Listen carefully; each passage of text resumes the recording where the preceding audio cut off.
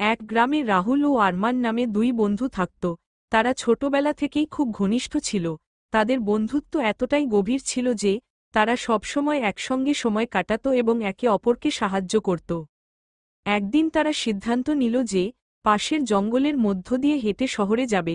রাহুল বলল, তুমি তো আমার সেরা বন্ধু, আমরা একসঙ্গে সব বিপদ পার করব।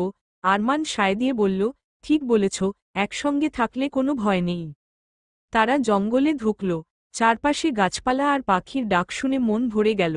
কিন্তু হঠাৎ করে গাছের আড়াল থেকে একটি বিশাল ভাল্লুক বেরিয়ে এল। তার চোখ ছিল ক্ষুধায় জ্বলজ্বল আর থাবা ভয়ঙ্কর। রাহুল ভয় পেয়ে গেল।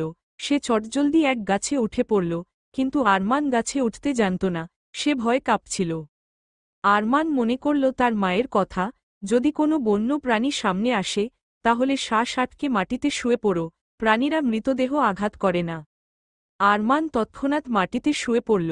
ভাল্লুক তার চারপাশে ঘুরল, তার মুখের কাছে নাক নিয়ে গেল, কিন্তু কোনো নড়াচড়া না দেখে ভাল্লুকটি ভাবল সে মারা গেছে। তাই ভাল্লুকটি ফিরে জঙ্গলের ভেতরে চলে গেল। গাছের ওপর থেকে রাহুল নিচে নেমে এসে বলল, ভাল্লুকটি তোমার কানে কি বলল? আরমান শান্ত গলায় বলল, ভাল্লুক আমাকে বলল যে বন্ধু বিপদের সময় পাশে থাকে না সে আসলে বন্ধু নয়। রাহুল এই কথা শুনে লজ্জায় মাথা নিচু করল।